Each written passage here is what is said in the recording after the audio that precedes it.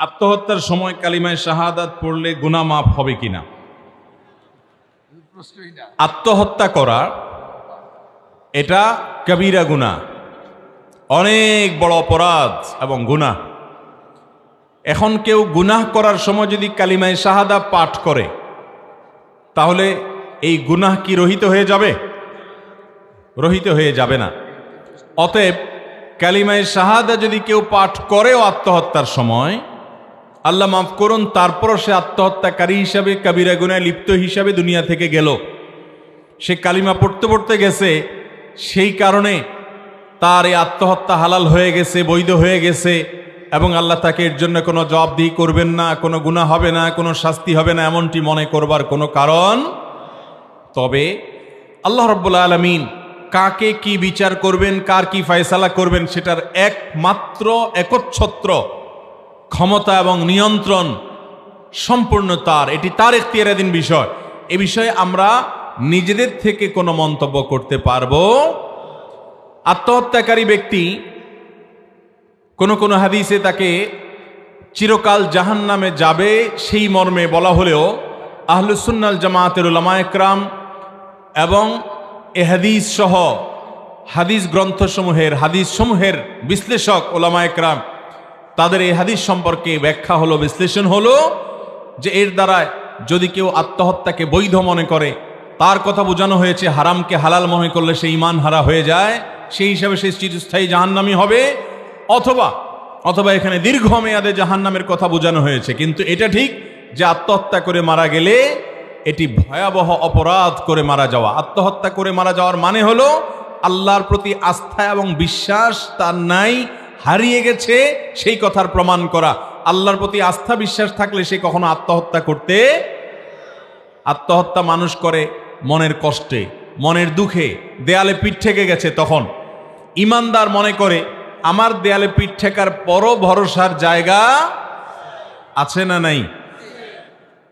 ঈমানদার তার সকল দুয়ার যদি বন্ধ হয়ে যায়, তারপরও একটা দুয়ার খোলা, সেটা কোন দুয়ার? আল্লাহ রাব্বুল আলামিনের দুয়ার। বিধায় ঈমানদার কখনো নিরাশ হতে পারে। ইউনুস আলাইহিস সালাম যদি মাছের পেটে যাওয়ার পরও আবার বেঁচে ফিরে আসতে পারেন পৃথিবীর সকল বিজ্ঞানের সকল যুক্তি, ব্যাখ্যা, বিশ্লেষণ, তত্ত্ব, লজিক সবকিছুকে উল্টে দিয়ে, মুসা আলাইহিস সালাম যাকে পৃথিবীতে আসা ঠেকাবার জন্য শত শত শিশু হত্যা করেছে ফেরাউন, আল্লাহ তাআলা সেই মুসা আলাইহিস সালামকে শুধু বাঁচিয়ে রেখেছেন তা নয়, ফেরাউনের ঘরে ঢুকিয়ে বাঁচিয়েছেন। আল্লাহ যা চান পৃথিবীর সমস্ত মানুষ না চাইলেও আল্লাহ তা করেন। এই বিশ্বাস যেহেতু ঈমানদারের আছে, এই জন্য আল্লাহ তাআলা বলেছেন ওয়ালা ইয়াইআস মির রাউহিল্লাহি ইল্লাল কওমুল কাফিরুন। আল্লাহর রহমত থেকে যারা অবিশ্বাসী, যারা কাফের, আল্লাহর প্রতি ঈমান নাই, এরা ছাড়া ঈমানদার কখনো আল্লাহর রহমত থেকে নিরাশ হতে পারে? ভাইরা আমার, যে অবিশ্বাসী, যার আল্লাহর প্রতি ঈমান নাই, এই বেচারা তো হতভাগা, তার কোনো অভিভাবক নাই, সে অভিভাবক হারা। যালিকা বিআন্নাল্লাহা মাওলাল্লাযীনা আমানু ওয়া আন্নাল কাফিরিনা লা মাওলা লাহুম। ঈমানদারদের অভিভাবক কে? আর যে আল্লাহর প্রতি ঈমান আনে নাই, তার কোনো অভিভাবক। এই জন্য দেখবেন যাদের মধ্যে আল্লাহর প্রতি ঈমান নাই, তাদের বিপদ আপদে পেরেশান হয়ে তারা ডিপ্রেশনে ভুগে আত্মহত্যার দিকে চলে যায়, কারণ আর কোনো উপায় নাই। আর ঈমানদার জানে তার কি আছে উপায়। এক ডক্টর, তিনি তার অভিজ্ঞতা শেয়ার করে বলছিলেন যে আমাদের কাছে ক্যান্সারের পেশেন্ট যখন জানে না যে সে ক্যান্সারের রোগী, আসার পর পরীক্ষা নিরীক্ষার পর যখন ধরা পড়ে ক্যান্সার, যদি অন্য ধর্মের অনুসারী হয় বা বিশেষ করে আল্লাহর প্রতি ঈমান নাই, নাস্তিক হয়, বেঈমান হয়, কাফের হয়, তো এরকম নাস্তিক বেঈমান হলে, অবিশ্বাসী হলে, সে এই সংবাদ শোনার পরে তার মাথার উপরে আকাশ ভেঙে পড়ে এবং সে স্যাড ব্যাড শেষ, মানে সে ডিপ্রেশনে চলে যায়। এবং পৃথিবীর অনেক দেশে আছে যে আবেদন করে আগে মরা যায়। ডাক্তারদের কাছে যদি আবেদন করা হয় যে ডাক্তার সাহেব আমার তো ক্যান্সার হয়েই গেছে, বেশি দিন তো আর বাঁচবো না, তো আমি একটু আগে মরতে চাই, ইঞ্জেকশন একটা দিয়ে দেন। তো এই অধিকার তাদেরকে সাংবিধানিকভাবে দেওয়া আছে, তারা সেই ইঞ্জেকশন নিয়ে আগে আগে ঠান্ডা হয়ে যায়। আর ওই একই ডক্টরের বক্তব্য হলো, কোনো পেশেন্ট যদি ক্যান্সারের রোগী ধরা পড়ে আর লোকটা যদি মুসলমান হয়, তাহলে দেখা যায় সে এই সংবাদ শোনার পর সে আল্লাহমুখী হয়ে যায়, নামাজ কালাম শুরু করে, সে আজোয়া খেজুর খাওয়া শুরু করে, জানে এটা সকল ঔষধের মহৌষধ। সে কালো জিরা খাওয়া শুরু করে, জমজমের পানি পান করা শুরু করে, আল্লাহর কাছে দোয়া শুরু করে, সাদাকা শুরু করে, এবং সে আশার আলো দেখতে পায় যে সকল ডক্টররা যদি ব্যর্থ হয়ে যায়, তারপরও আল্লাহ রাব্বুল আলামিন আমাকে রক্ষা করতে। সম্ভবত অস্ট্রেলিয়ান যুবক আলী বানাতের ঘটনা আপনারা অনেকেই জানেন না? আলী বানাতের ঘটনা, কোন রোগের রোগী ছিলেন? ক্যান্সার। বাঁচার কোনো কথা ছিল না, কিন্তু আল্লাহ বাঁচিয়েছেন না বাঁচান নাই? এত উন্নত দেশ, এত উন্নত ট্রিটমেন্ট, সকল গবেষণা ভুল প্রমাণ করে দীর্ঘদিন আল্লাহ তাকে বাঁচিয়েছেন। একসময় চলে গেছেন, চলে তো সবাইকেই যেতে হবে, কিন্তু যত দ্রুত তার চলে যাওয়ার আশঙ্কা করা হয়েছিল তত দ্রুত তিনি যান নাই। আল্লাহ তাকে অনেকদিন সুযোগ দিয়েছেন। তো এভাবে আল্লাহ তাআলা ইমানদারকে একটা আস্থার জায়গা তৈরি করে দেন ইমানের কারণে। সে জানে আমি ঋণগ্রস্ত হয়ে গেছি, ঋণের বোঝা আমার মাথার উপরে পড়ে গেছে, ব্যবসা বাণিজ্য করতে গিয়ে ধরা খেয়ে গেছি, মান সম্মান টিকে না, ইজ্জত টিকে না, ভয়ঙ্কর একটা পরিস্থিতিতে আছি, দেয়ালে পিঠ ঠেকে গেছে। আপাত দৃষ্টিতে আমার সকল সহায় সম্পদ বিক্রি করলেও আমার এই দেনার পাহাড় শোধানো সম্ভব নয়। তারপরও ইমানদার বিশ্বাস রাখবে যে আল্লাহ চাইলে আমার এই সকল দেনা পরিশোধ করে আমাকে পূর্বের হাল বরং তার চাইতে ভালো হালে নিতে পারেন। এই বিশ্বাস আল্লাহর প্রতি থাকা লাগবে কি লাগবে না? যদি কেউ মনে করে যে না আল্লাহ পারে না, নাউজুবিল্লাহ, ইমান থাকবে। আল্লাহ তাআলার গুণবাচক নামের ভিতরে একটা নাম হলো কাদির, সবকিছু পারেন, তার কাছে অসম্ভব বলতে, আর তার কাছে চাওয়ার রাস্তা 24 ঘন্টা ওপেন ফর অল, সবার জন্য মুক্ত। ঠিক কিনা বলেন? অতএব ইমানদার কখনো দেনার বোঝা মাথার উপরে আসার কারণে তিনি দেয়ালে পিঠ ঠেকে গেছে মনে করে আত্মহত্যার পথ বেছে নিতে পারেন। তার আত্মহত্যা করার মানে হলো আল্লাহর প্রতি তার ইমানের ঘাটতি আছে, দুর্বলতা আছে, আস্থার ঘাটতি আছে, সে আল্লাহর কাছে নিজেকে ন্যস্ত করে নাই। এই জন্য ইমানদার কখনো আত্মহত্যা করতে পারে। আল্লাহ সেই কথাই বলেছেন, ওয়ালা ইয়াইআস মির রাউহিল্লাহ, আল্লাহর রহমত থেকে নিরাশ হয় না ইল্লাল কওমুল কাফিরুন, কাফেররা ছাড়া। এই জন্য ইমানদার নিরাশ হতে পারবে? যত বিপদ আসুক, যত পেরেশানি আসুক।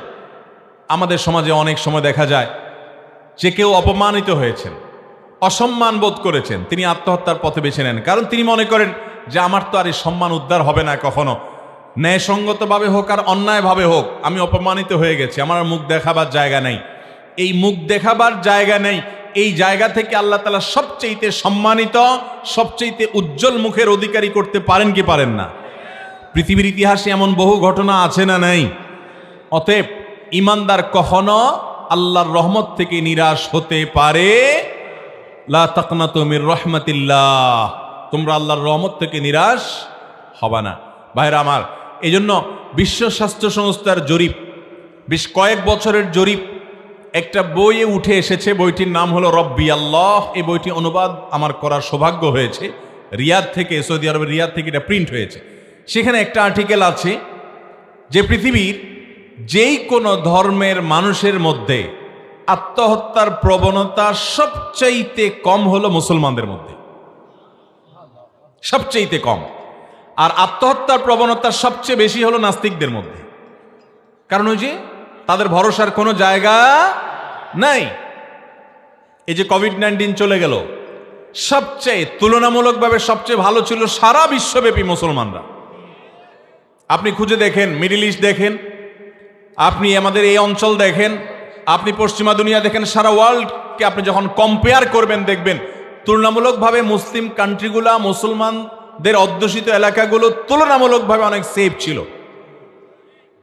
এর অন্যতম একটা কারণ হলো যে মুসলমান তার একটা বড় কথার জায়গা আছে আল্লাহ ভরসা।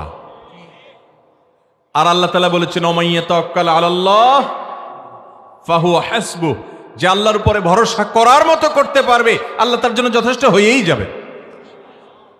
অতএব আমাদের আস্থা আল্লাহর উপরে থাকবে কি থাকবে না? আল্লাহ আমাদেরকে সেরকম পাক্কা ইমানদার হওয়ার তৌফিক দান করুন।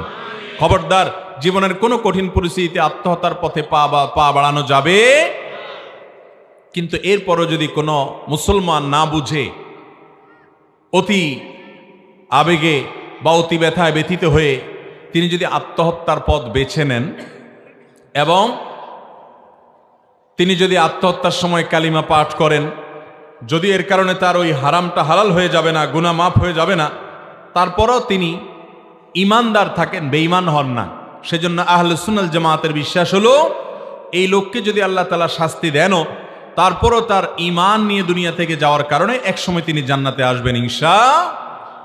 এছাড়া আল্লাহ তাআলা চাইলে এই লোকটার এই অপরাধ মাফ করে তাকে সরাসরি জান্নাতও দিতে। তবে নবী করিম সাল্লাল্লাহু আলাইহি ওয়াসাল্লামের হাদিস থেকে বোঝা যায় আত্মহত্যাকারীর জন্য ভালো কিছু অপেক্ষা করার সম্ভাবনা খুব কম। আল্লাহ রহমত করলে যে কোনো মানুষকে মাফ করতে পারেন।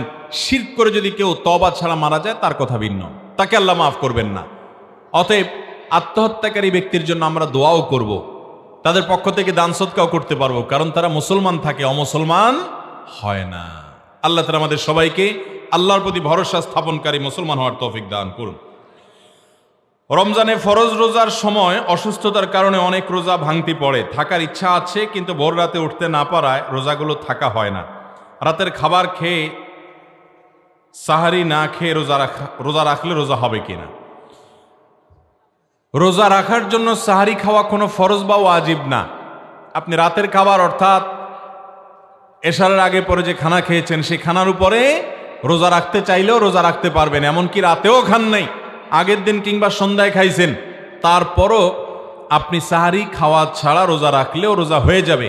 তবে সাহারি খাওয়ার সুযোগ থাকলে খাওয়া উচিত, কারণ নবী সাল্লাল্লাহু আলাইহি সাল্লাম বলেছেন তাসাহহারু ফাইন্না ফিস সাহুরি বারাকাহ, তোমরা সাহারি খাও কারণ সাহারির খাবারের মধ্যে বরকত আছে। এই খাবারের ভিতরে কি আছে? কল্যাণ আছে, এটা উপকারী আমাদের জন্য নানান দিক থেকে। এই জন্য সাহারি খাওয়া এটা সুন্নাহ। যদি কোনো কারণে আপনি না খেতে পারেন রোজা হয়ে যাবে। এরপরে প্রশ্ন, বাম চোখ লাফালে কি বিপদের লক্ষণ? বাম চোখ লাফালে কি করা উচিত? বাম চোখ যদি লাফায় তাহলে ডাক্তারের কাছে যাওয়া উচিত। মানে অতিরিক্ত যদি লাফায় অস্বাভাবিক পর্যায়ে, তাহলে একজন ভালো আই স্পেশালিস্টের কাছে যাওয়া উচিত যে আমার চোখে কোনো সমস্যা হয়েছে কিনা, এত বেশি লাফাচ্ছে কেন। তাহলে ডাক্তারের কাছে গিয়ে আপনি চেক আপ করে ট্রিটমেন্টের ব্যবস্থা করবেন।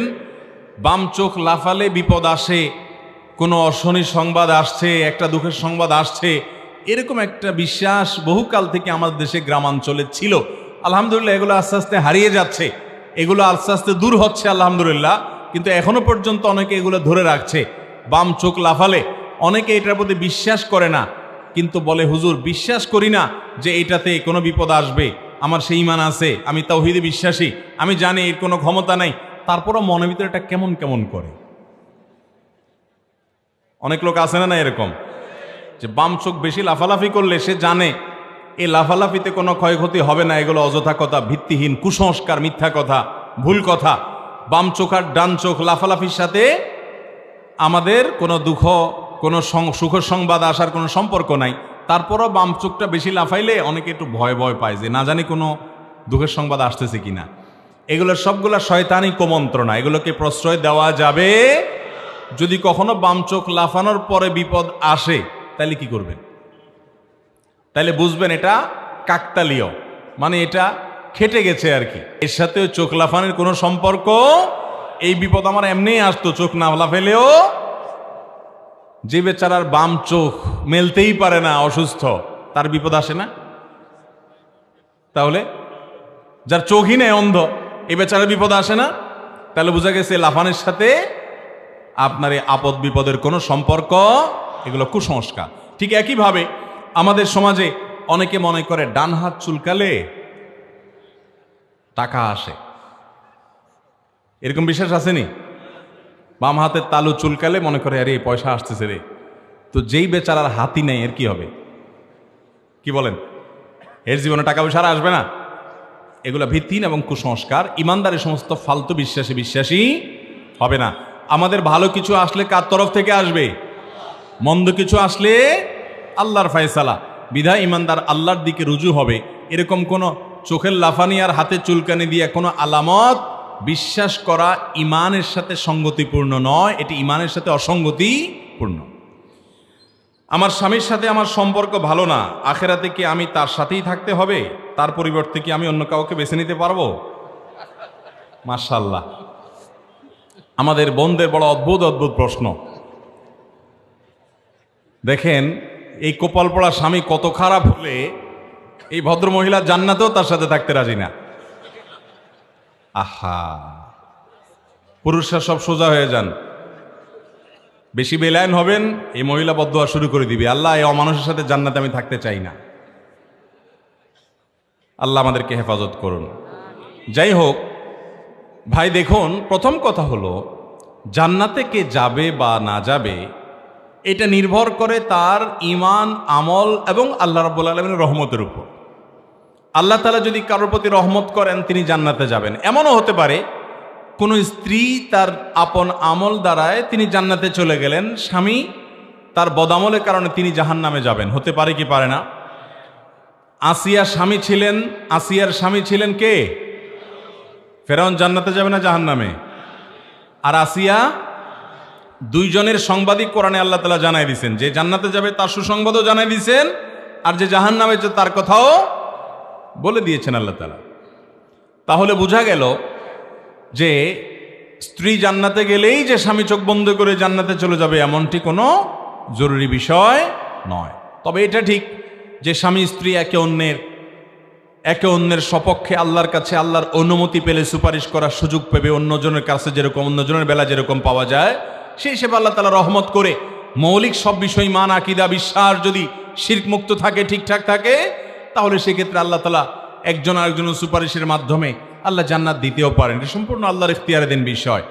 তবে এই প্রশ্নের মূল কথা হলো বা শেষ কথা হলো যে জান্নাতীদেরকে আল্লাহ তাআলা জান্নাতে যে ঢুকাবেন তাদের অন্তরে আল্লাহ তাআলা বলেছেন ওয়ানাযা'না মা ফি সুদুরহিম মিন গিল, জান্নাতীদের অন্তর গিল, হিংসা, বিদ্বেষ, শত্রুতা যা আছে এগুলো সব বের করে দিয়ে তাদেরকে ফ্রেশ করে আল্লাহ জান্নাতে ঢুকাবেন। অতএব দুনিয়াতে আপনার স্বামীর প্রতি আপনার যে জেদ আছে, দুঃখ আছে, ক্ষোভ আছে, আপনি যখন জান্নাতে যাবেন এগুলো কিচ্ছু থাকবে না ইনশাআল্লাহ। আমরা দোয়া করি আমাদের এই বোনের জন্য আল্লাহ তাআলা তার স্বামীকে যেন তার চক্ষু শীতলকারী স্বামী বানায় দেন। যদি ভদ্রলোক অমানুষ হয়ে থাকে আল্লাহ যেন তাকে মানুষ বানায় দেন, আর এই বোনটাকে যেন সবর এবং ধৈর্য ধারণ করার তৌফিক দান করেন। অতএব স্বামী হিসাবে আমাদের ভালো থাকার চেষ্টা করতে হবে। ভাই আপনারা সবাই একটা হাদিস জানেন, নবী করিম সাল্লাল্লাহু আলাইহি সাল্লাম বলেছেন খায়রুকুম লি আহলিহি ওয়া আনা খায়রুকুম লি আহলি, তোমাদের মধ্যে সবচেয়ে ভালো মানুষ কে? এই যে এত বিশাল বড় প্যান্ডেলে এত হাজার হাজার মানুষ, আমাদের এই মানুষগুলোর মধ্যে ভালো মানুষ কারা? নবী করিম সাল্লাল্লাহু আলাইহি সাল্লাম বলেছেন যারা বিয়ে শাদী করে ফেলেছেন তাদের মধ্যে ভালো মানুষ হলেন তারা যারা তাদের স্ত্রীর কাছে আসলেই ভালো মানুষ হিসাবে স্টাবলিশ করতে পারছেন, নিজেকে প্রতিষ্ঠিত করতে পারছেন, পরিচিত করতে পারছেন, সার্টিফিকেট নিতে পারছেন বউয়ের কাছ থেকে। এখানে চেয়ারম্যান সাহেব আছেন, চেয়ারম্যান সাহেব আপনার চারিত্রিক সনদপত্র দিবে, মেম্বার সাহেবরা এলাকাতে, ওয়ার্ড মেম্বাররা, কাউন্সিলররা ওনারা চারিত্রিক সনদপত্র দেন, জনপ্রতিনিধিরা দেন, তাই না? নবী করিম সাল্লাল্লাহু আলাইহি সাল্লাম বলেছেন চারিত্রিক সনদপত্র এটা দেওয়ার জন্য সবচেয়ে উপযুক্ত ব্যক্তি হলো প্রত্যেক লোকের বউ।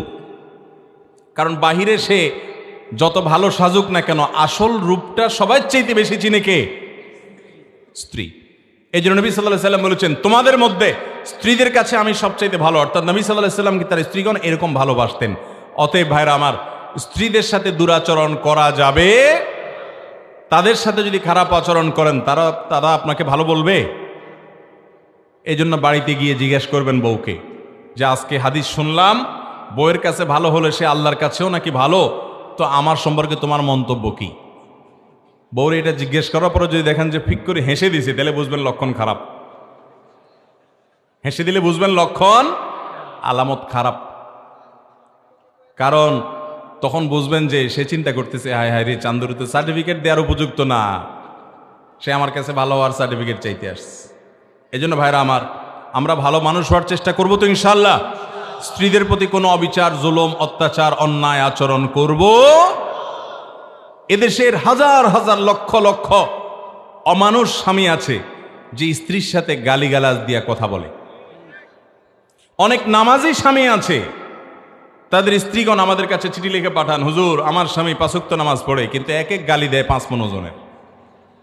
ভাইরা আমার, ইমানদার কখনো গালিবাজ হতে পারে? অতএব আমরা আমাদের স্ত্রীদের সাথে সুন্দর আচরণ করব তো ইনশাআল্লাহ। আল্লাহর কাছে ভালো মানুষ হতে হলে এর কোনো বিকল্প পথ খোলা নাই। আপনার স্ত্রী যদি মন থেকে বলে যে আমার সাহেব, আমার বাড়িওয়ালা, আমার স্বামী উনি আসলে একজন ভালো মানুষ, দিল থেকে যদি সেই কথা বলে, আপনি খুশি হন যে আল্লাহর খাতে আপনি ভালো ইনশাআল্লাহ। অতএব ভালো থাকার চেষ্টা করবো না ইনশাআল্লাহ। বউদের সাথে গালিগালাজ করবেন, অন্যায় বিচার করবেন, জুলুম নির্যাতন করবেন। অনেক অমানুষ স্বামী আছে, বাহিরে কিছু হলেই হলো আইসা বউর উপরে উথামতাম শুরু করে। ভাইরা আমার, আমাদের নবী করিম সাল্লাল্লাহু আলাইহি সাল্লামের কয়েকজন স্ত্রী ছিলেন, জীবনে কোনোদিন তাদের শরীরে টোকা দেয়া তো পরের কথা, একটা কটু এবং শক্ত কথা কোনোদিন বলেন নাই। অথচ একসাথে থাকতে গেলে টুনটান হয় কি হয় না, ওনার ফ্যামিলিতেও হয়েছে, কিন্তু কখনো এই নিচুতা অবলম্বন করেন নাই। আমাদের অনেক মুসলমান ভাইরা আছেন, নামে মুসলমান, ওয়াজ মাহফিল প্রতি মৌসুমে 10টা 20টা 30টা করে শুনে, নামাজও মাশাআল্লাহ 5 ওয়াক্ত পড়ে, টুপিটাও দাড়িটাও অনেকের মুখে আছে, কিন্তু গালি একটাও কম করে না।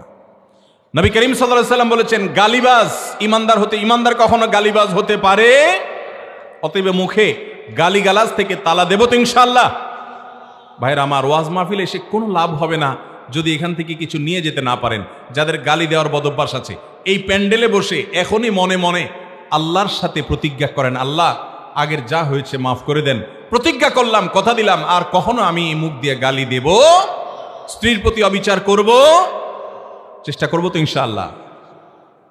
গ্রামাঞ্চলে ঢুকলে, শহরেও আজকাল ছোট ছোট পিচ্চি পোলাপান যে একে 2 মণ 3 মণ ওজনের গালি দেয়, শুনলে আসমান থেকে নাজিল হওয়া লাগে। ভাইরা আমার, এই দুশ্চরিত্র থেকে আমাদেরকে বেরিয়ে আসতে হবে। তাহলে এই যে বোন চিঠি দিয়েছেন, আমরা যদিও হেসে দিয়েছি, এটা খুবই বেদনার কথা যে ভদ্র মহিলা আল্লাহ যদি তাকে জান্নাত দেয়, সেই জান্নাতেও এই স্বামী ছাড়া বিকল্প অপশন খুঁজতেছেন, এই অমানুষকে নিয়ে জান্নাতে যেতেও রাজি না। কত মনে কষ্ট হলে এটা সম্ভব? আল্লাহ তাআলা আমাদেরকে স্বামী হিসাবে ভালো মানুষ হওয়ার তৌফিক দান করুন। স্ত্রীরা সব ফেরেশতা হয়ে যাবে, আপনি যা চাইবেন একবারে সব আপনার মন মতো হবে, এটা একজন নির্বোধ মানুষ আশা করতে পারে? কোনো বুদ্ধিমান মানুষই আশা করতে? আরেক ফ্যামিলির মেয়ে ওখানে বড় হয়েছে, আপনার ফ্যামিলির সাথে অনেক কিছু ম্যাচ করবে না, অনেক কিছু মিলবে না, আপনার চাওয়া অনেক কিছু পূরণ হবে না। আরে ভাই, আপনার চরিত্র যে হেফাজত করছে ভদ্র মহিলা, এই ঋণই তো আপনি শোধ করতে পারবেন না সারা বছর। আপনার ছেলে মেয়ে লালন পালন করছে, আপনার বাসায় দুনিয়ার কাজকাম করছে, আপনি এগুলোর যদি মূল্য হিসাব করেন, ওই যে একবার কোন ভদ্র মহিলা যেন তার স্বামীর জন্য রেট ঠিক করে দিয়েছে, আর একটা বাক্স বসাইছে। স্বামীটা ভালো মানুষ ছিল মনে হয়, যে প্রতিটা শার্ট দোলাই 15 টাকা, প্যান্ট 15 টাকা, গেঞ্জি 10 টাকা, টুপি 5 টাকা, আর রান্না প্রতিবেলা 200 টাকা, এরকম করে অঙ্ক বসায় দিয়া চিরকুট টাঙ্গায় দিছে, বলছে চান্দু হিসাব করে করে বাক্স রেখে দিবা। আসলে আপনি যদি চিন্তা করেন, আপনার বাসায় যত কাজ আপনার স্ত্রী করে দেয়, এগুলো আপনার জন্য অনেক বড় অর্জন। এটা তো আপনি অনেক বড় প্রাপ্য তার কাছ থেকে পাচ্ছেন। সেই হিসাবে তার যদি কিছু ভুলভাল হয়, কিছু না অনেক ভুলভাল হয়, মানুষ তো দিন শেষে সেটাকে ক্ষমার দৃষ্টিতে দেখে ভালো আচরণ করতে হবে চেষ্টা করবো তো সবাই। আল্লাহ আমাদেরকে তৌফিক দান করুন। সম্প্রতি ঢাকা বিশ্ববিদ্যালয়ের হিজাব নিষিদ্ধের ঘটনা ঘটেছে, এ সম্পর্কে আপনার মতামত জানতে চাই। আমি মতামত দেওয়ার কে ভাই? হিজাব এবং মেয়েদের পর্দা করার বিধান দিয়েছেন কে? আল্লাহর এই বিধান পালন করতে বাধা দেওয়ার অধিকার পৃথিবীতে কোনো মানুষের? আমাদের সংবিধান আমাদের প্রত্যেকটা মানুষকে যার যার ধর্ম পালন করার অধিকার দিয়েছে না দেয় নাই? তাহলে সেক্ষেত্রে একজন মেয়ে যদি হিজাব এবং পর্দা করে পড়াশোনা করতে চায়, তাকে হিজাব পড়তে যদি বাধা সৃষ্টি করা হয়, তাহলে সেটা ওই নারীকে শিক্ষা থেকে বঞ্চিত করার ষড়যন্ত্র ছাড়া আর কিছুই না। ইউনিভার্সিটিতে যদি একটা মেয়ে খোলামেলা পোশাকে যেতে পারে, সেটা যদি তার অধিকার থাকে, একটা মেয়ে হিজাব পরে যাওয়ার অধিকার অবশ্যই তার। এই অন্যায় আচরণ যদি কোনো শিক্ষা প্রতিষ্ঠান থেকে, কোনো ডিপার্টমেন্ট থেকে, কোনো শিক্ষক যদি এই অন্যায় আচরণ করার উদ্যোগ নেয়, প্রত্যেক মুসলমানের উপরে ফরজ হলে এই অন্যায় আচরণের প্রতিবাদ করা। এবং এইটা এমন একটা ইস্যু, এই ইস্যুতে কেউ আমরা চুপ থাকতে পারবো না। আমার বোন তিনি ইউনিভার্সিটিতে পড়তে যাবেন, তাকে আপনি বলবেন তুমি কান খোলো, নাক খোলো, গলা খোলো, মাথা খোলো, চুল খোলো। এই ফাইজলামদের একটা সীমা থাকা উচিত। আপনি বলবেন আইডেন্টিফিকেশনের দরকার আছে। আইডেন্টিফিকেশন চিনাতে আসছেন আমাদেরকে, আমরা আইডেন্টিফিকেশন বুঝি না? যখন করোনা ছিল তখন আইডেন্টিটি কিভাবে চিহ্নিত হয়েছে, হয় নাই? করোনা এসে পৃথিবীতে বহু কিছু শিখাই গেছে আমাদেরকে, শিখায় নাই? করোনার সময় অনেক সময় দেখা গেছে আইডেন্টিটি নিশ্চিত করবার জন্য কেউ যদি মাস্ক মুস সব খুলতে নিছে, বরং যে আইডেন্টিটি নিশ্চিত করতে গেছে ওই ভদ্রলোক বলছে ভাই খোলা লাগবো না, আপনি রাখেন। ঠিক না ভাই? ঠিক। মরণের ভয়ে তখন তো সবই হয়ে গেছে। অতএব আইডেন্টিটির অজুহাতে মেয়েদের বোরকা পড়তে, হিজাব পড়তে বাধা দেওয়া শিক্ষা প্রতিষ্ঠানে, এটা রীতিমতো ক্রাইম, এটা রীতিমতো অপরাধ, অন্যায় আচরণ, এটা রীতিমতো। এই অপরাধটা আজ ঢাকা ইউনিভার্সিটিতে ঘটেছে এমন না, আমরা প্রায় সময় শুনি দাড়ি থাকলে সে আপনার ইউনিভার্সিটিতে যেতে পারবে না, টুপি তো পড়তে পারবে না, টাকনু পরে পাজামা পড়তে পারবে না। আরে ভাই, এটা কি মগের মূল্যক নাকি? অতএব এই সমস্ত শিক্ষক নামের কলঙ্ক, এদেরকে চিহ্নিত করতে হবে। এরা দেশে অশান্তি সৃষ্টি করতে চায়। মুসলমান প্রধান একটা দেশে বোরকা পরে যেতে পারবে না মেয়ে, ইউনিভার্সিটি কার জন্য? ভাইরা আমার, খুবই কষ্ট লাগে যে একজন মেয়ে, আচ্ছা বলেন তো দেখি, বোরকা পরে হিজাব পরে কোনো অকারেন্স করেছে, বিরাট অঘটন ঘটায় ফেলছে, বড় একটা বিপদ ঘটায় ফেলছে, এমন কোন ঘটনা আমাদের দেশে শুনছেন আপনারা? তাহলে এদেশের শান্তিপূর্ণ মানুষ হলো ধার্মিক মানুষেরা, প্রকৃত কোরআন এবং হাদিসের অনুসারী যারা, তাদের চাইতে শান্তিপূর্ণ মানুষ এদেশে আর হতে, এরাই দেশের শ্রেষ্ঠ নাগরিক, শ্রেষ্ঠ মানুষ। অতএব তাদের চলার পথ বন্ধ করা কখনো সুবিবেচনা প্রসূত সিদ্ধান্ত হতে পারে। অতএব এই অন্যায় আচরণ আমরা তীব্র নিন্দা করব। আমরা আবার মতামত দেওয়ার কেড়ে ভাই, আল্লাহর ফরজ বিধানের বিরুদ্ধে কারোর বলার যেরকম রাইট নাই, এবং কেউ যদি অন্যায় আচরণ করতে চায়, কারোর সাংবিধানিক অধিকার ক্ষুণ্ণ করতে চায়, তার বিরুদ্ধে আমরা প্রত্যেকটা মানুষ প্রতিবাদ করব। এদেশের শিক্ষা প্রতিষ্ঠানগুলোতে কোনো শিক্ষা প্রতিষ্ঠান, সবগুলো না, বিচ্ছিন্ন ঘটনাই, কিন্তু এই বিচ্ছিন্ন ঘটনাগুলো আমাদেরকে আহত করে, আমাদেরকে অনেক বেশি আহত করে। আরে ভাই, আমার ধর্মটা আমি পালন করবো, এইটুকু করতে দিবেন না? অতএব আমাদের বোনরা যারা ঢাকা ইউনিভার্সিটিতে পর্দার সাথে পড়াশোনা করতে চাচ্ছে, এই মেয়েরা পড়াশোনা করলে দেশের লাভ হবে না ক্ষতি হবে? যারা পর্দা নিজেরা করেন না, এরা বুঝেন না আসলে একজন পর্দানসীন নারীর কাছে তার পর্দার মূল্য কতটুকু, এটা তারা বুঝেন না। আমি ঢাকার মিরপুরে যখন আমার বাসা ছিল 2002-03 সনের দিকে, আমার মনে আছে নিচতলা একটা বাসায় আমি ছিলাম, ভাড়া বাসা মণিপুরে। তো জানালা দিয়া চোর, আমার ওয়াইফ শোয়া ছিল বিছানায়, তার গলার চেইনটা টান দিয়ে নিয়ে গেছে। এবং আমি গরিব মানুষ, ওই একটা চেইনই তার সম্বল বলতে গেলে। আমি তো চেইন নিয়ে গেছে চোরে, এটা নিয়ে হাউতাশ করছিলাম, কিন্তু ভদ্রমহিলা বলছে আরে রাখো তোমার চেইন। এই চোর বেটা বদমাইশ আমাকে দেখছে সারাক্ষণ জানলা দিয়ে, আমি তো এই দুঃখেই মরতে বাঁচতেছি না, তুমি চেন নিয়ে আসো। একজন পর্দানসীন নারীর পর্দা লঙ্ঘন হলে, তার পর্দাহীনতা হলে, এটা তার জন্য যে কত বেদনার, এটা যে তার জন্য কত কষ্টের। যারা মত প্রকাশের স্বাধীনতার কথা আমাদেরকে সারাদিন বুলিয়ে আওড়ান, শেখান, সে মানুষগুলো যদি এরকম কাজ করে আমাদের কষ্ট লাগে, এটা কখনো গ্রহণযোগ্য হতে পারে? একজন দিনদার ধার্মিক মেয়ে শিক্ষিত হোক, এটা আমরা চাই কি চাই না? তারা শিক্ষিত হলে দেশের লাভ হবে কি হবে না? গত কয়েক বছর আগে, সম্ভবত 2 বছর আগে, আমাদের সারা বাংলাদেশের মেডিকেল পরীক্ষায় মেডিকেল ভর্তি পরীক্ষায় প্রথম স্থান অধিকার করেছেন একজন নারী, যে আপাতমস্তক বোরকা ঢাকা। এই সংবাদটা কি আমাদের জন্য আনন্দের না বেদনার? তাহলে এই মেয়েগুলোকে যদি আপনি বোরকা খুলতে বাধ্য করেন, তার কাছে আপনার ওই শিক্ষাকে ছুঁড়ে ফেলে দিয়ে তার বোরকা রক্ষা করা অনেক গুরুত্বপূর্ণ, আপনি জানেন না। তাহলে এই মেয়েগুলোকে যদি শিক্ষা থেকে বঞ্চিত করা হয়, দেশের লাভ হবে না ক্ষতি হবে?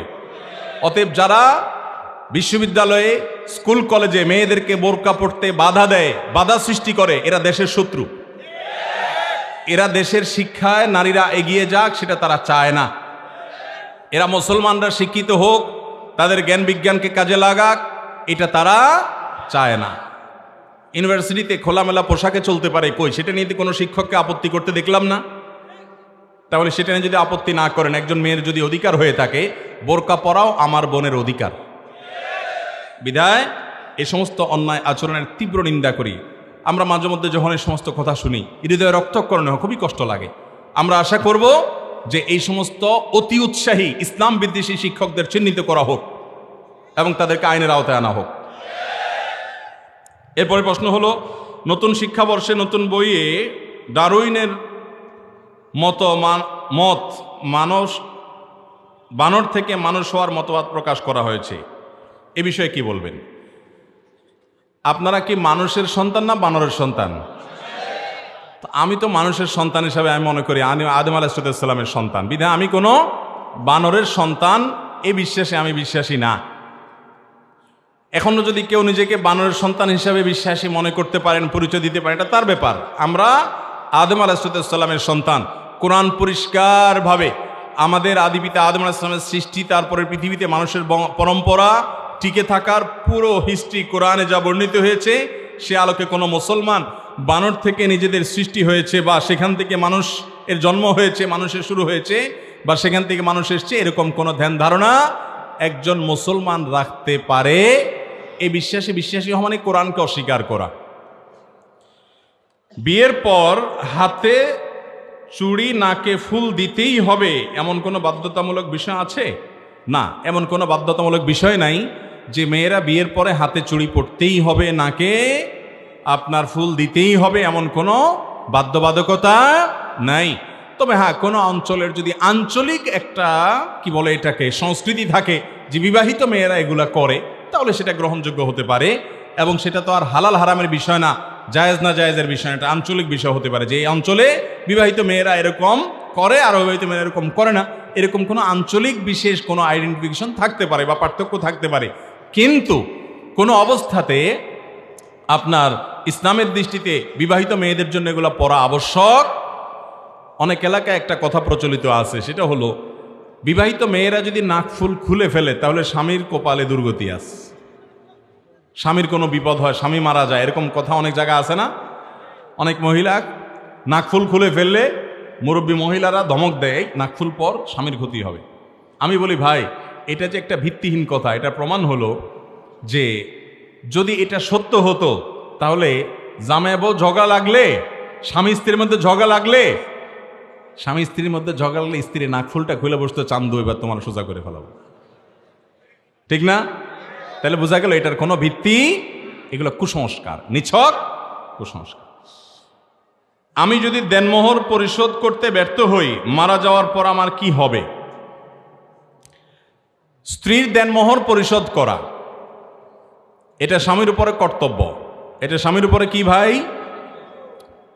আমরা মেয়েদেরকে যে কতভাবে ঠগাই আল্লাহ, আবার মুসলমান দাবি করে নিজেদেরকে।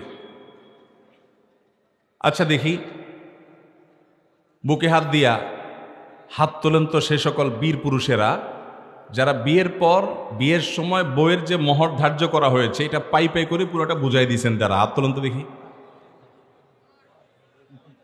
ক্যামেরাম্যান ভাইরা একটু তোমরা একটা ফুটেজ নিতে পারতা, দেখেন সুবহানাল্লাহ, হাত গোনা যাবে অল্প কয়েকটা হাত, তাই না? না না, আপনি এটা বললে আমি মানবো না তো। আর বাকি সব পোলাপান এখানে সব আবিয়াত্তা? আরে না, বহু বিবাহিত মানুষ আছে, আমি তো চেহারা দেখতেছি এখানে। আচ্ছা, আলহামদুলিল্লাহ, আমি খুব শুকর আদায় করে বলতে পারি, আমার যখন 2800 টাকা বেতনের আপনার মাদ্রাসা শিক্ষকতা আর 10,000 টাকা বেতনের মসজিদের চাকরি ছিল, তখনই আমার স্ত্রীর মহরের টাকা আমি পরিপূর্ণভাবে শোধ করে দিয়েছি।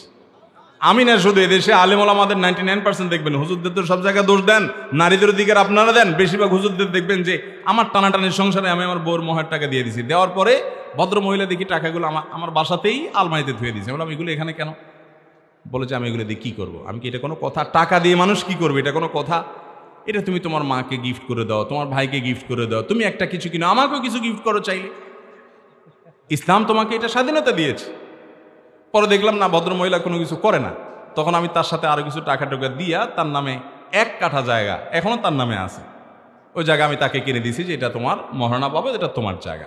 ভাইরা আমার ভালো করে শুনে রাখেন, আল্লাহ তাআলা কোরআনে কারিমে স্পষ্টভাবে বলেছেন, ও আতুন নিসা সাদুকাতিহিন্না নিহলা, মেয়েদের মোহর তোমরা আদায় করে দিবে, এটা তাদের প্রাপ্য অধিকার। আমি প্রায় সময় বলার চেষ্টা করি, এই দেশে এমন এক চিটারি হয় এই জায়গাটাতে, বাসর ঘরে ওই বেচারি ভদ্র মহিলাকে ফুসলায়া ফাসলায়া টাউট বাটপার স্বামী বলে কি, বলে যে দেখো এখন মহর তো মুরব্বীরা ধরছে 10 লাখ 1 টাকা, 5 লাখ 5 টাকা, আমি তো কয়দিন পরে ইটালি চলে যাচ্ছি, কত টাকা, কত 5 লাখ আসবে, সবই তো তোমার, এখন তুমি পারমিশন না দিলে তো আমি আগাইতে পারি না। ভদ্র মহিলা বেচারি সরল মনে বলে, আরে কি বলেন, আপনার টাকা দিয়ে কি করবো, আমি গেল আর কি, শেষ। এইভাবে মেয়েদেরকে আমরা ঠকাই কি ঠকাই না? যারা মহর দেন নাই, এই মাহফিল থেকে যে মহর পরিশোধ করার পরিকল্পনা করবেন তো ইনশাআল্লাহ কিস্তিতে পরিশোধ করবেন। সিস্টেম সহজ, একসাথে দিতে পারেন না, কি দিতে পরিশোধ করবেন? কিস্তিতে। ছোট্ট একটা নোটবুক দিয়া ভদ্র মহিলার কাছে দিবেন, বলবেন টাকা দিলে লেখা লেখা রাখবা, ওই দোকানদারের টাকা যেরকম শোধ করেন ওরকম শোধ করবেন। সিরিয়াসলি বলতেছি, চেষ্টা করবেন না ইনশাআল্লাহ? সবাই স্ত্রীর মহারণা পরিশোধ করবেন তো? স্ত্রীর মহর পরিশোধ করা ছাড়া যদি মারা যান, ভালো করে শুনে রাখেন, স্ত্রীর মহর পরিশোধ করা ছাড়া যদি মারা যান, স্ত্রীর কাছে এই টাকা দেনাদার হিসাবে কিয়ামতের ময়দানে আপনি দাঁড়াবেন। আর সেদিন কিন্তু কেউ কাউকে ছাড় দিবে, পাই পাই করে হিসাব দিতে হবে। এবং ফুকায়ে কেরাম এই মহরের এই মাসআলাতে চমৎকার একটা মাসআলা বলেছেন, সেটি হলো যে কোনো মানুষ যদি মারা যায়, তার পরিত্যক্ত সম্পদ থেকে স্ত্রীর মহারণা পরিশোধ করতে হবে। এটা পাওনাদারের পাওনার মতো, এটা পাওনা, অতএব স্ত্রীর মহর পরিশোধ করবো তো ইনশাআল্লাহ। মেয়েদেরকে আমরা কতভাবে ঠকাই দেখেন, মহর পরিশোধের বেলায়ও খবর নাই, বাপ মা মারা গেছেন, জমি জমাতে মেয়েদের ভাগ আছে, সেখানেও কোনো খবর, ফুসলায়া ফাসলায়া জাল ভিত্তিহীন ফতোয়া দিয়া মেয়েদেরকে আমরা ঠকাই দিই। বলি কি, বলি যে না এটা তো আসলে বাবার বাড়ির সম্পদ, মেয়েরা নিলে নাকি তাদের নাকি এটা সয় না, এই সমস্ত বানোয়াট কথা বলে তাদের আমরা হক নষ্ট করি। আল্লাহ আমাদেরকে প্রত্যেকের হকের গুরুত্ব বোঝার তৌফিক দান করুন। মা বোনদের তাদের প্রাপ্য বুঝাই দেব তো ইনশাআল্লাহ। অতএব যদি দেনমোহর পরিশোধ করতে আপনি ব্যর্থ হন, মারা যাওয়ার পর আপনার পরিত্যক্ত সম্পদ থেকে পাওনাদারের পাওনা যেরকম পরিশোধ করা হয়, আপনার স্ত্রীর মহরও কি করতে হবে? পরিশোধ করতে হবে। একজন মুমিনের 24 ঘন্টার রুটিন কি জানালে উপকৃত হবে? চমৎকার একটি প্রশ্ন। একজন ইমানদারের 24 ঘন্টার রুটিন কেমন হবে? ইমানদার ভোরে ফজরের ওয়াক্ত হলে, আজান হলে ঘুম থেকে উঠে অজু করে সুন্দর করে, পুরুষ হলে জামাতের সাথে গিয়ে, মহিলা হলে বাসায় নামাজ পড়বেন খুব ধীরস্থিরতার সাথে, সুন্দর সাথে। এরপরে ফজর নামাজের পর তিনি সকাল সন্ধ্যার দোয়াগুলো, ফজর নামাজের পর অথবা আগে সময় থাকলে আগে সকালের দোয়াগুলো, সকাল সন্ধ্যার দোয়াগুলো পাঠ করবেন। সুযোগ থাকলে সূর্য ওঠার 15-20 মিনিট পর 2 রাকাত ইশরাক পড়বেন। এরপর তার কাজে কামে তিনি বের হয়ে যাবেন। সকালে ঘুমানোটা এটা আমাদের জন্য স্বাস্থ্যগত দিক থেকে উপকারী বিষয় নয়, আর কোরআন হাদিসের দৃষ্টিতে প্রশংসনীয় কোনো বিষয় নয়। এরপরে কাজে কামে বের হবেন আল্লাহর নামে, বের হয়ে হালাল উপার্জন করবেন, হারাম উপার্জন করবেন না। কান দ্বারা হারাম জিনিস শুনবেন না, চোখ দ্বারা হারাম জিনিস দেখবেন না। চোখ হেফাজত করে হালাল উপার্জন করে জোহর ওয়াক্ত হলে আজান দিলে মসজিদে এসে পুরুষরা মহিলারা নিজ জায়গাতে কাজ সালাত আদায় করে নেবেন ফরজ। এরপরে 5 ওয়াক্ত নামাজ পরবর্তী দোয়া দুরূদগুলো পড়ে মসজিদ থেকে বের হয়ে যাবেন। আল্লাহ বলেছেন ওয়াইদা ফাইদা কুদিয়াতিস সালাহ ফান্তাশিরু ফিল আরদ, নামাজ শেষ হয়ে গেছে জমিনে বাইর পড়ো, ওয়াবতাগু মিন ফাদলিল্লাহ, আল্লাহর করুণা তালাশ করো। এরপরে যে আপনি আবার জোহর পর্যন্ত প্রয়োজন হলে উপার্জন করবেন, প্রয়োজন না থাকলে বাসায় ফিরে আসবেন। এবং দুপুরে কায়রুলা করা সুন্নাহ, সেই কায়রুলা আপনি শেষ করলেন, জোহর পড়লেন, এরপরে আপনি দুপুরের পর আবার কাজ কাম করলেন, আবার আসর ওয়াক্ত আদায় করলেন, আসর টু মাগরিব সকাল সন্ধ্যার দোয়াগুলো পড়েন, না হলে মাগরিব পরে পড়েন, মাগরিবের সালাত পড়ে এশার আগে আগে খেয়ে ফেলেন। এটা একটা গুরুত্বপূর্ণ ব্যাপার। খানা, রাতের খানা কখন খাওয়া উত্তম? এশার আগে আগে। কিন্তু এশার আগে খানা আমরা খাওয়ার কথা কল্পনাও করি না। এশার আগে খানা খাওয়াটা স্বাস্থ্যের জন্য উপকারী। কেন জানেন? কারণ আপনি খানা খেয়ে ফেলছেন, এরপরে আপনি এশার নামাজ পড়বেন, আপনার এক্সারসাইজ হয়ে যাবে, এগুলো ডাইজেস্ট হয়ে যাবে, এরপর আপনি বিছানা চলে যাবেন, আপনার জন্য স্বাস্থ্যগত দিক থেকে উপকার হবে। আমরা কি করি? এশার নামাজ পড়ে যে ভূতের মতো টেলিভিশনের সামনে রিমোট নিয়ে বসি, আধা ঘন্টা, 1 ঘন্টা, 2 ঘন্টা টক শো, মিষ্টি শো, নাটক, সিনেমা, আউল ফাউল এসব করে টোরে এরপরে কয়টা খায় দপ করে আমরা শুয়ে পড়ি বিছানায়। সব আমরা স্থূল হয়ে যাচ্ছি। এটা স্বাস্থ্যের জন্য ভালো কিছু না। আর এশার আগে কথাবার্তা, খাওয়া দাওয়া সব শেষ করে এশার পরে দ্রুত শুয়ে পড়া, এই জিনিসটা তো সমাজ থেকে একেবারে হারিয়ে গেছে। আমি নিজেও আমল করতে পারি না পুরোপুরি, তারপর আলহামদুলিল্লাহ আমার বাসায় মাহফিলের মৌসুমের বাইরে আমরা চেষ্টা করি 10টা থেকে 11টার ভিতরে যে কোনো মূল্যে শুয়ে পড়ার। আমাদের সমাজে আজকাল 12টা 1টা না বাজলে আমাদের ঘুম হয় না। রাত দেরি করে শোয়া এটা ফজর নামাজ পড়ার জন্য সহায়ক না বাধা? অতএব ফজর নামাজ পড়তে হলে রাতে তাড়াতাড়ি শুইতে হবে। এছাড়া আমরা জানি এখন সায়েন্টিফিকলি এটা প্রমাণিত, রাতের প্রথম অংশ 10টা থেকে 2টা পর্যন্ত এই টাইমের ঘুমটা মানুষের স্বাস্থ্যের জন্য অনেক ভালো। এতে মানুষের ইমিউন সিস্টেমটা অনেক স্ট্রং হয়, রোগ প্রতিরোধ ক্ষমতা বৃদ্ধি পায়। করোনা যখন আসছে কত কিছু যে আমরা শিখছি, কিন্তু এটা শিখি নেই যে এই সুন্নাত নবী সাল্লাল্লাহু আলাইহি ওয়াসাল্লাম বহু আগে শিখে দিয়ে গেছে। অতএব আমরা এই সুন্নাত সম্মত লাইফস্টাইল গড়ে তুলবো তো ইনশাআল্লাহ। আল্লাহ তাআলা আমাদেরকে তৌফিক দান করুন। অনেক বেশি আমল করতে পারেন না, অসুবিধা নেই ভাই। ইমান বিশ্বাসটা ঠিক আছে, 5 ওয়াক্ত ফরজ নামাজ পড়েন, হালাল উপার্জন করেন, গালমন্দ দেওয়া, কাউকে অধিকার নষ্ট করা এগুলা করবেন না। আপনার আখলাকটা ঠিক রাখবেন, ইনশাআল্লাহ জান্নাতের পথ সুগম হবে। আল্লাহ আমাদের সবাইকে তৌফিক দান করুন। এরপরের প্রশ্ন হলো, মুসলমানদের বাবা কয়জন? অনেকেই বলে পীর বাবা, কেবলা বাবা, দয়াল বাবা, অমুক বাবা, তমুক বাবা। এত বাবা আসল বাবা কে জানতে চাই। ভাই, মুসলমান কেন, অমুসলমানেরও বাবা কয়জন? একজন। জন্মদাতা বাবা, তিনি হলেন কি বাবা। এছাড়া আর মুসলমানের আসলে প্রকৃত অর্থে কোনো বাবা, শ্বশুরকে যে আমরা বাবা বলি সেটা কি আমাদের রিয়েল বাবা হিসাবে বলা? ওইটা তো বাবার মতো মর্যাদা তুল্য, সেই দিক থেকে আমরা বলি। আপনার যখন কোনো ফর্ম ফিল করতে হয়, পিতার নামের ঘরে কি আপনি শ্বশুরের নাম লেখেন? তাহলে বোঝা গেল আপনি তারা আসলে বাবা হিসাবে, মানে ওই প্রকৃত জন্মদাতা বাবা হিসাবে আপনি বাবা বলেন না। এটা কথার কথা বলেন সম্মান দেওয়ার জন্য, এটা ঠিক আছে, এতটুকু জায়েজ আছে। এছাড়া কোনো শিক্ষক, কোনো মুরব্বী পিতৃতুল্য, তাকে আপনি পিতৃতুল্য বলতে পারেন। কিন্তু মুশকিল হলো আজকাল যে ওই যে বলে না কেবলা বাবা, কি পীর বাবা, দয়াল বাবা, কত বাবার কথা শুনলাম। সুবহানাল্লাহ। একটা মানুষের এত বাপ থাকলে এটা তো ভালো কথা না ভাই। বাপ থাকবে কয়জন? একজন। বিদায় এ সমস্ত না। তবে হ্যাঁ, এটা ঠিক যে উস্তাজ বা মুরব্বী কেউ, যেটা বললাম, পিতৃতুল্য হতে পারে, তাকে পিতার মতো মর্যাদা করছেন, পিতৃতুল্য তাকে আপনি বলতে পারেন। নবী করিম সাল্লাল্লাহু আলাইহি সাল্লাম বলেছেন, আমি তোমাদের জন্য বাবার সমতুল্য। বিমানজালাতিল ওয়ালিদ, বাবা যেরকম সন্তানকে সবকিছু আদর করে শিখায়, তোমাদের সব কল্যাণের কথা আমি শিখাই দিই, এটা নবী সাল্লাল্লাহু আলাইহি সাল্লাম বলেছেন। বিদায় সেই দৃষ্টিকোণ ভিন্ন কথা। বাকি মুসলমানের মূলত বাবা একটাই হবে, যাকে তাকে বাবা বলা। আর অনেকে আছে যে নিজের পীর সাহেবরে এত বাপ ডাকে, নিজের জন্মদাতা বাপরেও জীবনে এতবার ডাকে নেই। এরকম অনেক লোক আছে না নাই? আবার অনেক জামাইও আছে এরকম, শ্বশুর বাবাজির যে আব্বাজি আব্বাজি এত জিকির করে, নিজের বাপেরও এতবার বলেন। আছে না নাই? কপাল পোড়া। আল্লাহ আমাদেরকে বোঝার তৌফিক দান করুন।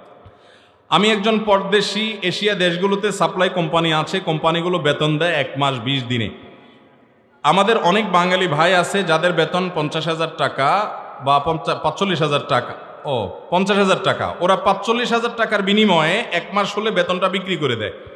আমার প্রশ্ন হচ্ছে যে ব্যক্তি 5,000 টাকার বিনিময়ে এই বেতনটা কিনলো, তার টাকাটা হালাল হবে না হারাম হবে? খুব সুন্দর প্রশ্ন। আমি সৌদি আরবে থাকতেও এরকম অনেক ঘটনার সাক্ষী হয়েছি। আমি জানি, মানে দেখেছি যে মানুষ এরকম করে।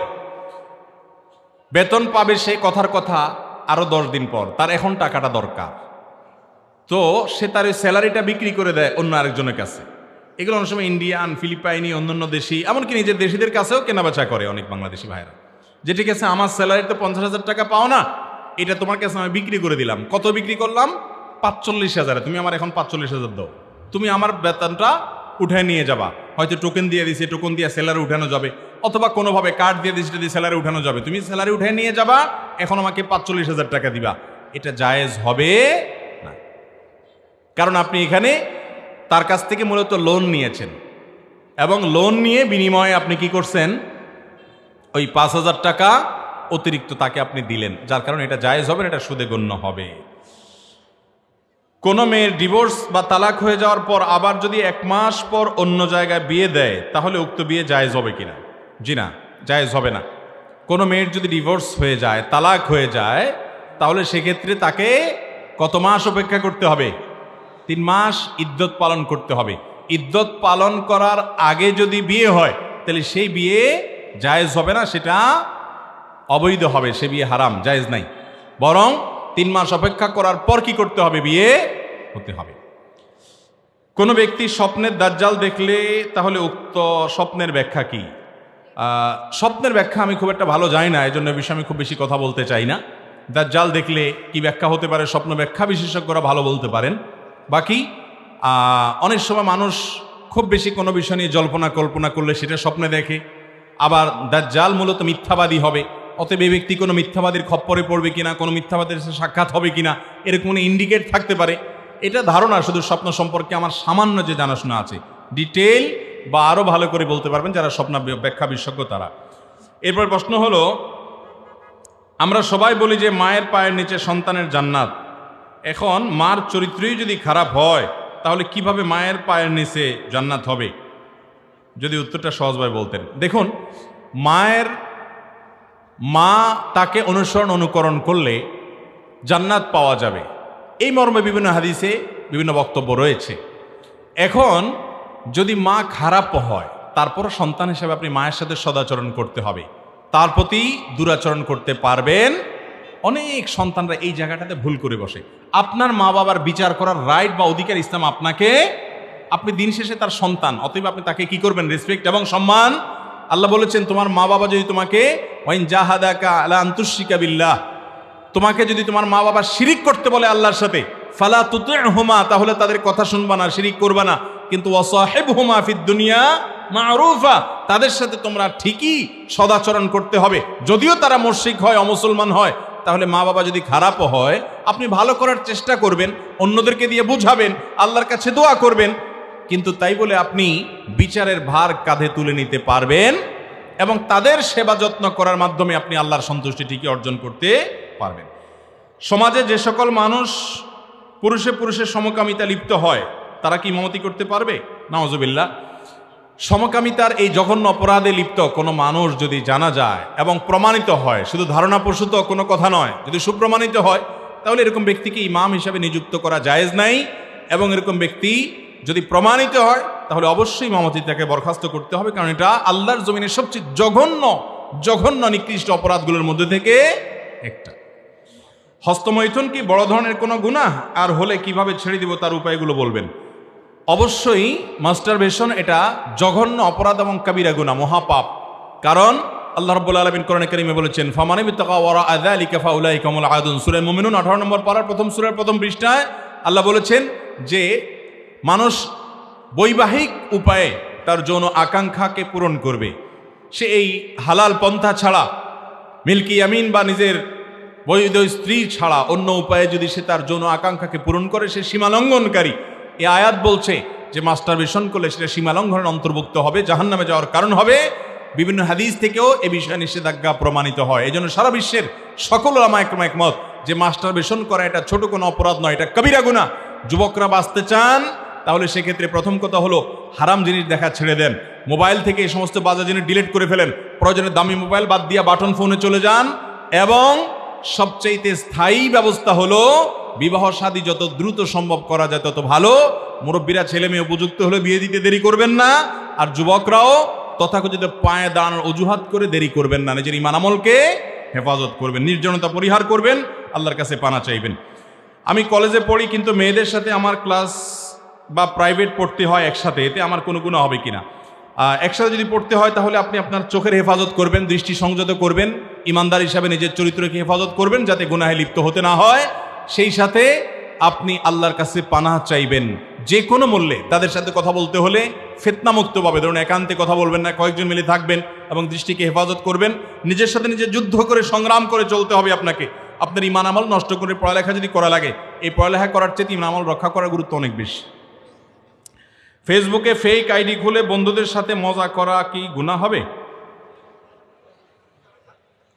দেখেন, ফেক আইডি যদি এরকম হয়, ধরেন ছদ্মনাম, ছদ্ম কোনো নাম ব্যবহার করলো যেটা মিথ্যা বলা যাবে না, কথার কথা আইডির নাম দিল ভালো মানুষ, সে নিজেকে মনে করে সে একজন ভালো মানুষ, সে হিসেবে একটা ভালো মানুষ আইডির নাম দিল, দিয়ে কোনো বন্ধুর সাথে দুষ্টামি করলো। দুষ্টামি করতে গিয়ে যদি মিথ্যা কথা না বলে, অনেকে কিন্তু দুষ্টামি করে মিথ্যা কথা বলে, আছে না নাই? যুবকরা এখন দুষ্টামি করে মিথ্যা কথা বলার তো ডাইলবাদ হয়ে গেছে।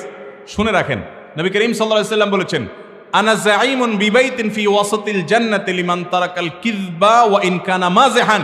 দুষ্টমি করে, মজা করে, রসিকতা করেও যে মিথ্যা কথা বলে না, তার জন্য জান্নাতের সেন্টার পয়েন্টে একটা প্রসাদ আল্লাহর কাছ থেকে পাইয়ে দেওয়ার দায়িত্ব আমি নিলাম, নবী সাল্লাল্লাহু আলাইহি সাল্লাম বলেছেন। অতএব যুবকরা, রসিকতা করেন, মিথ্যা কথা বলবেন না। আমাদের নবী সাল্লাল্লাহু আলাইহি সাল্লাম কিভাবে রসিকতা করছে জানেন? এক লোক করে বলছে, ইয়া জালুজনাইন, ও দুই কানওয়ালা, কথার কথা এদিকে আসো। দুই কানওয়ালা এদিকে আসো মানে কি? কারো কি তিন কান হয়? এটা তো রসিকতা করে বললেন, কারণ ওই লোকটারও দুই কান আছে, উনিটা শুনে হেসে দিছেন। তাহলে নবী করিম সাল্লাল্লাহু আলাইহি সাল্লাম যে কথা বলে রসিকতা করতেন, এগুলো মিথ্যা হতো না। অতএব মিথ্যা কথা বলবেন না রসিকতা করে। বন্ধুকে বললেন, হ্যাঁ আমি থানা থেকে বলতেছি, ওসি সাহেব, তোমার বিরুদ্ধে মামলা আছে, তুমি তাড়াতাড়ি থানায় আসো। ডাহা মিথ্যা কথা। তো এরকম মিথ্যা বলে দুই নম্বরই করে রসিকতা করা যাবে ভাই, হাদিসে নিষেধ আছে। আর ছদ্মনাম ব্যবহার করে যদি সেখানে মিথ্যা কোনো কিছু না করেন, প্রতারণা না করেন, আপনি খারাপ কিছু না করেন, এমনি রসিকতা করলেন, ভালো কিছু করলেন, এটা নাজায়েজ হবে না। এর প্রমাণ হলো নবী করিম সাল্লাল্লাহু আলাইহি সাল্লাম একবার এক সাহাবীর চোখ ধরছেন পিছন দিয়ে এসে। আমাদের দেশে আছে না এই খেলাটা? পিছন দিয়ে এসে চোখ ধরে না অনেকে, এই চোখ ধরে প্রশ্ন রাখে আর কি, এমন ভাবে যাতে সে টেন না পায়। এটা এক ধরনের রসিকতা। তো নিজের পরিচয় গোপন করে তার সামনে হাজির হওয়া, চোখ ধরে তাকে কোনো কথা বলা মানে অনেকটা সেরকম। অতএব সেটা যদি জায়েজ হয়, তাহলে এরকম ছদ্ম নাম ব্যবহার করা জায়েজ হতে পারে। কিন্তু ছদ্ম নামে আপনি দুই নম্বরই করবেন, প্রতারণা করবেন, সেটা কি হবে না? জায়েজ হবে না। আমার অজান্তে কেউ আমাকে জাল নোট যদি দেয়, পরবর্তীতে আমার জানার পর ওই নোটটা অন্য কাউকে দিতে পারবো না? ভাই, দিতে পারবেন না, দিতে পারবেন না। এটা একটা দুঃখের কথা যে আরে টাকাটা দিতে পারবো না, আপনার লস হবে। কিন্তু এটার বিনিময়ে আপনি আল্লাহর কাছে আজর পাবেন যে আপনি আরেকজনকে প্রতারণা করলেন না, এই যে একটা গুনাহ করলেন না, এর জন্য আল্লাহর কাছে সওয়াব পাবেন না? অনেকের মসজিদে নিজের জুতা না পাইলে আরেকজনটা নিয়ে হাঁটা দেয়, আছে না? না এরকম লোক। আরে ভাই, আপনার জুতা একজনও নিয়ে গেছে, তাই বলে আপনি আরেকজনটা নিয়ে যান কিভাবে? হ্যাঁ, সবাই চলে গেছে, আপনার সাথে আরেকটা জুতার মিল আছে, মনে হচ্ছে ভুলে কেউ নিয়ে গেছে, এটা ভিন্ন কথা। ঠিক একইভাবে আপনাকে জাল নোট দিয়া এক লোক জাল কারবারি করছে, দুই নম্বরই করেছে। আপনি যদি সে একই টাকা আরেকজনকে সহজ সরল মানুষকে ঘুষাইয়া দেন, ঢুকাইয়া দেন, তাহলে আপনি তো প্রতারণা করলেন। তো আপনি প্রতারিত হয়েছেন, ক্ষতিগ্রস্ত হয়েছেন, আপনার লস হয়েছে, ঠিক আছে, কিন্তু এর বিনিময়ে আপনার আমলনামাতে সওয়াব লেখা হবে যদি আপনি সবর করেন। এটা নিয়ে আপনি দুই নম্বরই করতে পারবেন না। একবার এক ভদ্রলোক, সে তার 500 টাকা এরকমকে একটা জাল দিছে, দিলে সে গল্প দিয়ে বলতেছিল, সে বলে যে ওই টাকাটা আমি সুন্দর করে ভাঁজ করে আমার মানি ব্যাগে রেখে দিয়েছি। ভাবলাম যে এই টাকা যাকে তাকে দিলে তো গুনাহ হবে, মানুষকে ধোকা দেওয়া যাবে না। তো কোন পুলিশ তাকে ধরে পথে ঘুষ চাইছে, তো আস্তে করে এটা দিয়ে দিছে। যে ঘুষ নেয় ওই বেচারা তো কোনো রকম চুপে চাপে হাতে নিয়ে পকেটে ঢুকাতে পারলে যান বাঁচে, সে তো আর চেক করে না। বলছে যেই দরে কেনা ওই দরে বেচা, যেমনি আসছে ওই পথে গেছে। তো আপনি ঠান্ডা মাথায় কোনো মানুষকে, খবরদার, এর মানে এটা না যে আপনাকে আমি বলতেছি আপনি কাউকে এটা করবেন, কারণ আপনি কাউকে জাল টাকা চালায়া দেওয়া এটা অন্যায় করা, কারণ আপনি তার সাথে প্রতারণা করলেন। মুসলমান প্রতারক হতে পারে। মান গাশশা ফালাইসা মিন্না, নবী সাল্লাল্লাহু আলাইহি ওয়াসাল্লাম বলেছেন যে ধোঁকা দেয় সে আমার উম্মত নয়। মসজিদে কেউ যদি ভুল কমে আমার পুরাতন ছেঁড়া জুতা নিয়ে যায়, তাহলে নতুন জুতা রেখে যায়, যদি তাকে পাওয়ার সম্ভাবনা না থাকে তাহলে কি তার জুতা ব্যবহার করতে পারবো কিনা? মাশাআল্লাহ, মাত্রই তো উত্তর দিয়ে ফেললাম, আমাদের প্রশ্ন হাজির। দেখেন, মসজিদে যদি আপনার জুতা হারায় যায়, তাহলে সেক্ষেত্রে আরেকজনের জুতা আপনি নিয়ে যাবেন না। যদি এমন হয় যে আপনি নিশ্চিত হলেন যে এই জুতাটা আমার জুতার মতোই এবং এই ভদ্রলোক ভুলে মিস্টেক করে সে চেঞ্জ করে ফেলছে, তাহলে আপনি নিয়ে যেতে পারেন। যদি দেখেন যে আর কেউ নাই, এটাই রয়ে গেছে, তাহলে বুঝবেন যে বেচারা এটা রেখে গেছে। অনেক সময় চোর হলে কি হয়েছে, তার ভিতরে মানবতা বোধ থাকে। সে চিন্তা করে যে ভদ্রলোকের জুতাটা আমি নিয়ে যাচ্ছি বাড়িতে যাবে কেমনি, এই জন্য একটা ছেঁড়া ফাটা জুতা আইনে ওটা রেখে যায়। তো আপনি যেটা বুঝতে পারেন যে চোর ভাই ছাড়া আর কেউ ওটা রেখে যায় নাই, সবাই চলে গেছে, তাহলে আপনি ওটা নিয়ে যেতে পারবেন। কথা কি বুঝাতে পারছি? কিন্তু এছাড়া আপনি যে কারোর জুতা নিয়ে যেতে পারবেন না। কোনো আত্মীয় যদি আমার জন্য আত্মীয়ের কাছে আমার নামে ভিত্তিহীন বদনাম বলে, ওই ক্ষেত্রে আমি কি রাগে আত্মীয়ের সাথে সম্পর্ক ছিন্ন করতে পারবো? আপনি রাগ করার অধিকার অবশ্যই আছে, এটা মানুষের প্রাকৃতিক ব্যাপার, রাগ করবেন, কিন্তু রাগের ভ্যালিডিটি হবে কয়দিন? 3 দিন। কয়দিন? 3 দিন রাগ করে আপনি কথা বলবেন না, 3 দিনের বেশি না। এরপর আপনি আবার কথা বলবেন। যদি সে অন্যায় আচরণ করে, সে আল্লাহর কাছে অপরাধী হিসাবে বিবেচিত হবে। তাই বলে আপনি আল্লাহর কাছে দোষী হবেন না। সবশেষ প্রশ্ন, অনেকগুলো প্রশ্ন আরও আছে, উত্তর দিতে পারবো না সব। ডক্টর খন্দকার আব্দুল্লাহ জাহাঙ্গীর রহমাল্লাহ স্যারের সাথে আপনার পরিচয় কিভাবে হলো? ডক্টর খন্দকার আব্দুল্লাহ জাহাঙ্গীর রহমাল্লাহ এদেশের ক্ষণজন্মা আলেমে দ্বীন, ইসলামী বিশ্ববিদ্যালয় কুষ্টিয়ার সম্মানিত প্রফেসর ছিলেন। উম্মার ঐক্য প্রয়াস, উম্মাকে এক করার এক অসাধারণ প্রচেষ্টা তার মধ্যে ছিল। দরদি একজন মানুষ ছিলেন উম্মার প্রতি। স্যার রাহিমাহুল্লাহ, তার সাথে আমার পরিচয় সম্ভবত 2013 কি 12-13 বা 14 এরকম সময়। আমি তখন সৌদি আরবে ইসলামিক সেন্টারে কাজ করি, দাওয়া সেন্টারে, ইসলামিক অ্যাফেয়ার্স মিনিস্ট্রিতে বাংলা ভাষা দায়ী হিসেবে। দেশে আসার পর আমার উস্তাজ মোহতারাম যশোর জামিয়া ইসলামিয়া মাদ্রাসার বর্তমান মুহতামিম মুফতি মুজিবুর রহমান হাফিজাহুল্লাহ হুজুরের কাছ থেকে স্যারের নাম্বার নিয়ে আমি স্যারের বক্তব্য শুনি। আমার কাছে মনে হতো এই লোকটা উম্মার দরদ বুকে রাখেন, তার সাথে দেখা হওয়া দরকার। তখন আমি তার সাথে দেখা করার জন্য ঝিনাইদহ গিয়েছি, ঢাকা থেকে যশোর হয়ে ঝিনাইদহ গিয়েছি, গিয়ে তার সাথে পরিচয় হয়েছি। এরপরে দীর্ঘকাল স্যার অনেক স্নেহ মমতা দিয়েছেন। অল্প সময়ের পরিচয়, কিন্তু এত আপন করতে পারে মানুষকে, কলিজা এত বড় হয় যে ছাত্র না, আত্মীয় না, তারপরও তাকে পরম আদর করা, এই কলিজাটা আমি তার মধ্যে দেখেছি। আমি যখন দুবাইতে গিয়েছি পিস টিভির প্রোগ্রামে রেকর্ডিংয়ে 1 মাস একসাথে হোটেলে ছিলাম, তার পরম মমতা আমি দেখেছি, শুধু আমার প্রতি না, অন্য অনেকের প্রতি। আল্লাহ রাব্বুল আলামিন স্যার রাহিমাহুল্লাহর এই ভালো গুণ এবং উত্তম বৈশিষ্ট্য আমাদের সবাইকে আল্লাহ তাআলা অর্জন করার তৌফিক দান করুন। আল্লাহর কাছে আমি একান্তে কিছু জিনিস চাই ভাই, এর ভিতরে একটা চাওয়া হলো এইটা, যে আল্লাহ আমাকে আপনি স্যারের মতো আখলাক, তার মতো উন্নত চিন্তা এবং ইলমের গভীরতা এবং তার মতো দরদ দিল আমাকে দান করুন। আল্লাহ আমাদের সবাইকে দান করুন। চেয়ারম্যান সাহেব সম্ভবত আমাদের উনি একটা প্রশ্ন দিয়েছেন। হ্যাঁ, ও আচ্ছা, আপনার বাইরে থেকে দিয়েছে আপনার কাছে, ঠিক আছে। আপনার সম্মান, যেহেতু আপনার হাত দিয়ে আসছে, এটা উত্তর না দিলে আপনার সম্মান রক্ষা হয় না। বিয়েতে গেটের মাধ্যমে টেবিলের টাকা তোলার কারণে অনেকে বিয়েতে আসে না, এটা কি জুলুম? এর প্রতিকার কি? ভাই, বিয়ে শাদিতে একটু আধটু রসিকতা বা মজা করা যাবে, সহনীয় পর্যায়ে রসিকতা মজা করা যাবে। নবী করিম সাল্লাল্লাহু আলাইহি ওয়াসাল্লাম বিয়েতে ছোট বাচ্চারা দব বাজাইতে, দব বুঝেন, মানে ঢোলের মতোই, এক পাশে বন্ধ আছে, ধরেন ওই যে আপনার চামড়ার কিছু দিয়ে, আর আরেক পাশ খোলা, এটা বাজায়া মেয়েরা, ছোট বাচ্চা মেয়েরা খালি গলায় তারা গান গাবে, দব বাজাবে, একটু মজা করবে। নবী করিম সাল্লাল্লাহু আলাইহি ওয়াসাল্লাম এর পারমিশন দিয়েছেন। বিয়েতে একটু আঞ্চলিক যে আপনার কি বলে রসিকতা আছে, এগুলো সহনীয় পর্যায়ে করা যাবে, কিন্তু অসহনীয় পর্যায়ে করা যাবে না।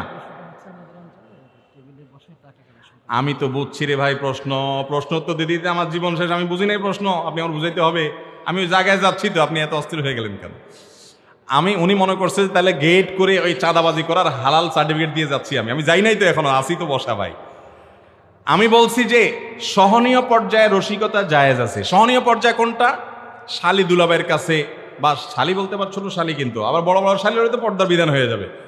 আচ্ছা শালি বাদ দেন, শ্যালকরা মনে করেন দুলাভাইকে ধরলো, দুলাভাই আপনি আসছেন প্রথম বাড়িতে, আজকে আমাদের একটু বকশিশ দিতে হবে, 100 টাকা, 200 টাকা, 500 টাকা, দুলাভাইয়ের অ্যাবিলিটি অনুযায়ী। দুলাভাই যদি কোটিপতি হয় তাহলে তো 2-4 হাজার ব্যাপার না, লাখপতি হলে 2-4-500 ব্যাপার না, সেই হিসাবে দুলাভাই দিল, দুলাভাইও খুশি মনে দিল। এটা হলো সহনীয় পর্যায়ে, এতটুকু রসিকতা হতে পারে। কিন্তু আমাদের দেশে যেটা হয় ম্যাক্সিমাম অঞ্চলে, শুধু আপনাদের এলাকায় কেন, সব এলাকাতেই হয়, সেটা কি? গেটে জামাইকে আটকায়া এরপরে বলতেছে চান্দু টাকা দাও, তারপরে সামনে আগাও। কত টাকা? 10,000, 20,000, 30,000, 50,000 এরকম হাঁকে। তো এইটা তো পুরাই চাঁদাবাজি। এটা চাঁদাবাজি হওয়ার ব্যাপারে কোনো সন্দেহ, বিশেষ করে মধ্যম আয়ের মানুষই বেশিরভাগ দেশে। এই মধ্যম আয়ের মানুষের কাছে 10,000, 20,000, 30,000, আরে বেচারা বইয়ের মোহরটা পর্যন্ত দিতে পারতেছে না, বোর কাছে বাসরাতে যে মাপ চাওয়ার প্ল্যান প্রোগ্রাম করতেছে, আর তুমি গেট ধরে 10,000 টাকা চাচ্ছ। এর চাইতে বড় অবিচার কি আছে? ভাইরা আমার, আমরা অনেক সময় রসিকতা করে জুলুম করি, এটা জানি না। মনে রাখবেন, যে বরপক্ষের কাছ থেকে এইভাবে তাদেরকে ফান্দে ফেলে টাকা আদায় করে, এমন যদি কনে পক্ষের থেকেও হয় তাহলে এটা সম্পূর্ণ হারাম এবং নাজায়েজ। নবী সাল্লাল্লাহু আলাইহি ওয়াসাল্লাম বলেছেন, লা ইয়াহিল্লু মাল ইমরুইন মুসলিমিন ইল্লা বিতিবি নফসি, কোন মুসলমানের টাকা আপনি তার মনের সন্তুষ্টি ছাড়া তার কাছ থেকে আপনি নিতে পারবেন, যদি নেন তাহলে গুনাহ হবে এবং নাজায়েজ হবে। আমরা অনেক তরুণ ভাইরা, যুবকরা যৌবনের উচ্ছলতা অনেক কাজ করে ফেলি যেগুলো অন্যায় এবং হারাম, অবিচার। আমাদের বিবেক আমাদেরকে বলা উচিত যে আমি অন্যায় করতে পারি না। ওই যে সহনীয় পর্যায়ে 200, 500, 1000, 2000 দাবি করলেন, উনিও খুশি হয়ে দিল, সেটা ভিন্ন কথা। অনেক সময় ওই জামাই দিতে বাধ্য হয়, বেচারা পকেটে না থাকলে আশেপাশে সবার পকেট কুড়ায় কাছায় দেয়, কারণ বিয়ে করতে আসছি ফেরত যাবে নাকি, তারপরও তাকে দিতে হয়। এরকম পরিবেশ তৈরি করে বাধ্য করে টাকা নেওয়া জুলুম এবং গুনাহ, এটা জায়েজ হবে না। আল্লাহ তাআলা আমাদেরকে বুঝার তৌফিক দান করুন।